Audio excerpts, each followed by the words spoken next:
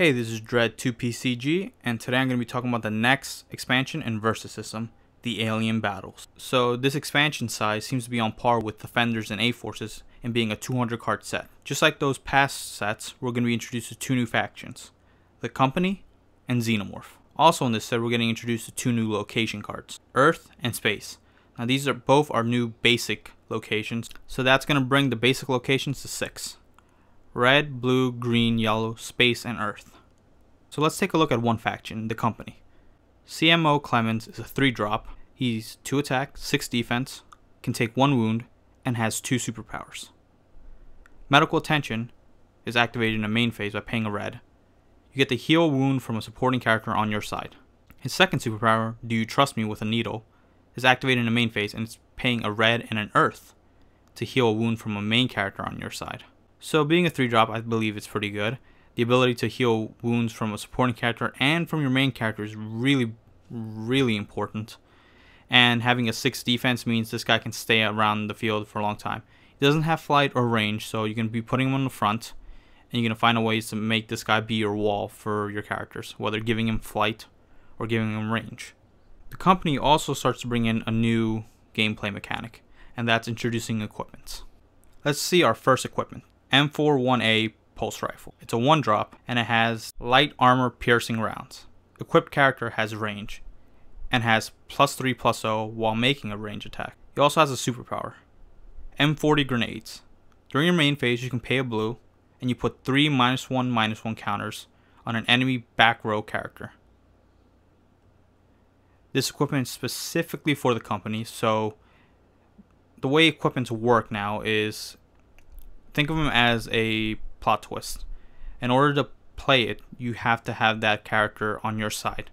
So in order to play the equipment, you have to have a Company faction member on your side. Now, the equipment doesn't have to go on that character, but it has to be present in order to equip it onto a character. You pay 1, so during your recruitment, you can pay 1 of your recruitment points to equip the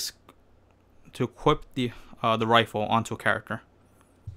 So when the character gets stunned or leaves play, the equipment also leaves play. It doesn't stay on the field. Now this is a pretty big mechanic being introduced to Versus System.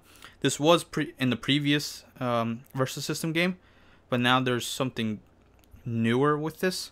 Like, it can't stay on the field, and once it's gone, it's in the KO pile. There's also something else. It says equipped character. There's actually every character can have an equipment unless that character has creature subtype. They're introducing subtypes into this game. So to further explore this subtype, let's look at the first Xenomorph main character. Level 1, the Perfect Organism. It has 5 attack, 2 defense. It can take up to 5 wounds. There's that creature subtype. Its first superpower, it's Structural Perfection.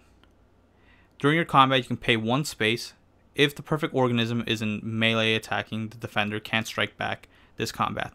Now, having 5 attack and 2 defense, you kind of want to use this ability more often so your character can survive the attack, but it also plays in the way it levels up. A survivor unclouded by delusions of morality. So, to level up, it needs 3 XPs. When the Perfect Organism survives a combat, it gains an XP. So it has to survive 3 combats in order to level up. Now the creature subtype, when character cards have creature subtype, it means they can't be equipped with equipment. So the Pulse Rifle can go on a Xenomorph, because most all the Xenomorphs in this expansion have the creature subtype. Well, that's one of the main characters. Let's look at the supporting characters. Adolescent Xenomorph. It has 2 attack, 2 defense, can take 1 wound, and it's a 1-drop. It has creature subtype. It also has Swarm, which means it can have multiple copies of itself on the field and it doesn't get KO'd by the uniqueness rule. It also has something more to add with Swarm and a new keyword called Legion. Legion means you can have up to 8 copies of this card in your deck. Also, in the expansion set, there will be 8 copies of Adolescent Xenomorph in the set already, so you don't have to worry about getting 2 of them to have 8 copies. It also has another keyword, Accelerated Growth.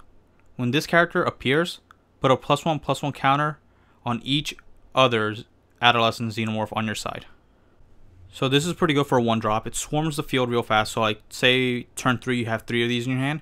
You just keep playing them down one by one and you just get accelerated growth triggering multiple times.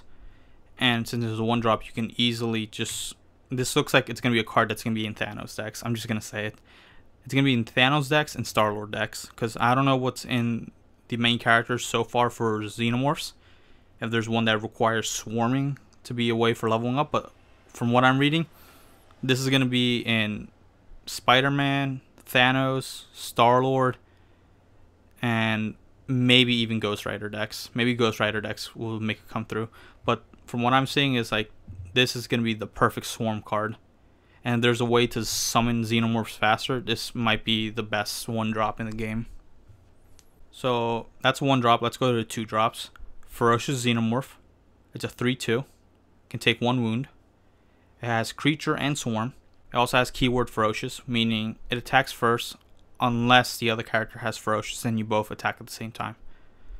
Okay, this looks like a much better Black Panther. Even though Black Panther can take 2 wounds, this one can swarm, so you can have a team attack of ferocious with a ferocious Xenomorph, so it looks great.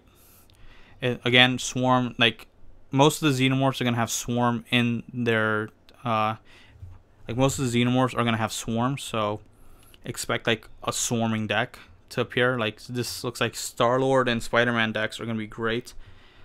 I don't know what Thanos are going to be cutting out, but like Thanos, there's probably going to be a swarm Thanos deck.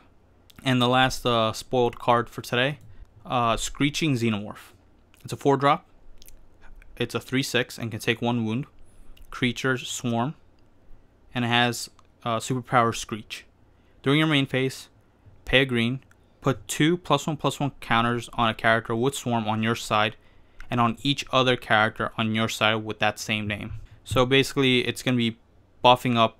If you're able to keep your Xenomorphs the same names alive for longer, and you slam this one down, pay the green, and you'll be able to buff up your entire team. Obviously, it has to be the same Xenomorph, so I'm going to assume it's going to be mostly on Adolescent Xenomorph, so you can just play them down one by one, and they already get those +1/+1 triggers, and then you pay the green, even make them bigger, so just expect like the Xenomorphs to take over versus system. But hey, that's the first week, like that's my first week of explaining the new cards spoiled by Upper Deck. Hopefully next week we'll get more cards. We'll probably just get another 3 cards.